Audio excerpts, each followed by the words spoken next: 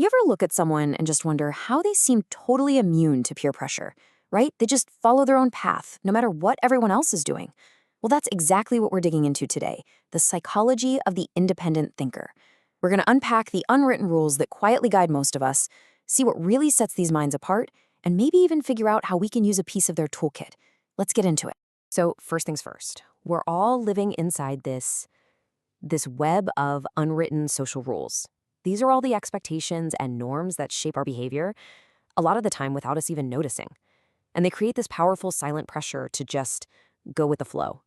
Okay, picture this. It's Friday night, you're wiped out, and all you want to do is crash on the couch. But then your phone buzzes. It's an invite to a party. You really don't want to go, but you feel this weird pull, this sense that you should go. Sound familiar? Yeah, that feeling, that is at the absolute heart of what we're talking about today. And there's actually a name for this.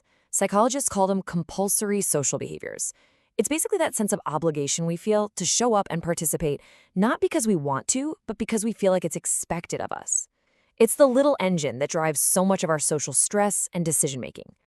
All right, so if we all feel this pressure cooker of social rules, what makes some people so different? How do they seem to just sidestep all these compulsory things without feeling that same heavy weight of obligation?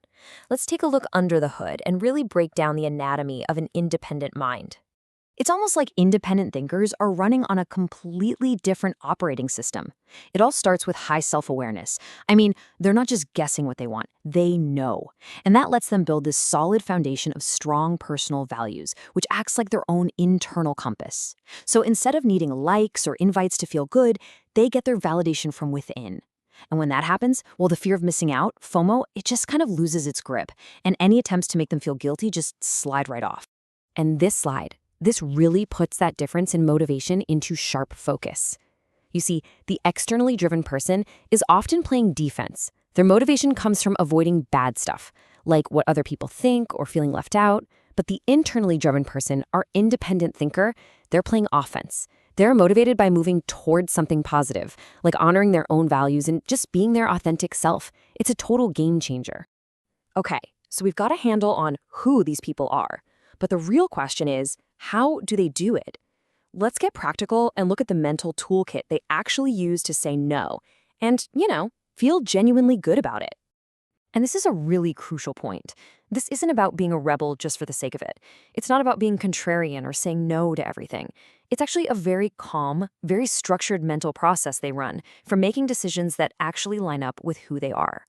So what does that process actually look like in action?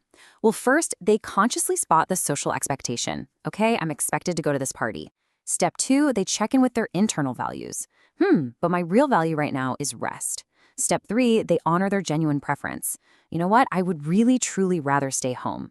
And finally, and this is the key, they act with conviction.